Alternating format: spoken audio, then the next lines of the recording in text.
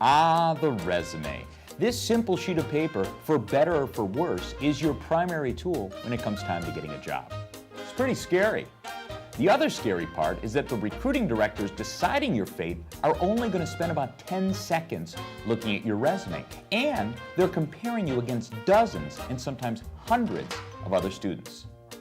So what can you do to make sure your resume doesn't get tossed into the scrap heap? Well, there's some serious mistakes that students make over and over again that ruin their chances. Trust me, I know.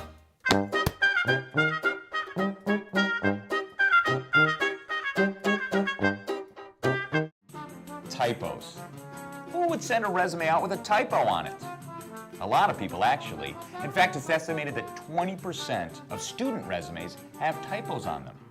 Now, I know what you're thinking. No worries for me, I don't have a typo on my resume.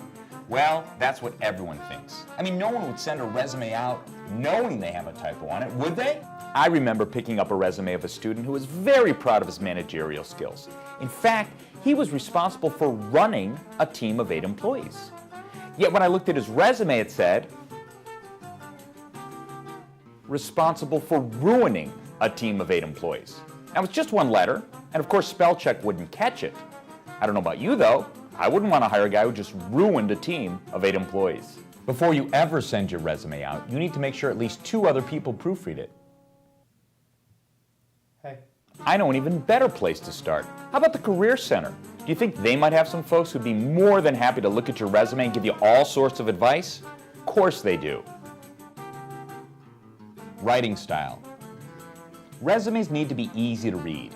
The fact is, most of us in the real world don't have time to read. The best way to format your resume is using bullet points. There should be no sentences on your resume, so there's no need for any periods. Make sure you remove all first person. I don't want to see the words I, we, me, or our on your resume. And finally, make sure you start all those bullet points with action verbs, and don't repeat those action verbs. Do you know what the Lisa Janet Szabo Honorary Scholarship is? Neither do I. Not everybody went to your school. Not everybody was in the same extracurriculars. You need to make sure that you explain it to the recruiting director. So for all I know, the LJZHS is awarded to 1 student out of 1,000 based on outstanding academics, leadership, and commitment. Or for all I know, your grandmother is Lisa Janet Szabo, and she gave you $50 to buy pizza one day. I have no idea. Explain, in one brief phrase, what it is. Otherwise, the reader will assume it's worthless. Multi-page resumes. I don't care how amazing, active, or accomplished you are. You must get your business resume onto 1 page. If someone's only spending 10 or 15 seconds looking at it, I doubt they're going to be excited about seeing GPA 3.42689. We don't need your GPA carried out to the 10,000th percentile. Your GPA should be 3.1 numbered.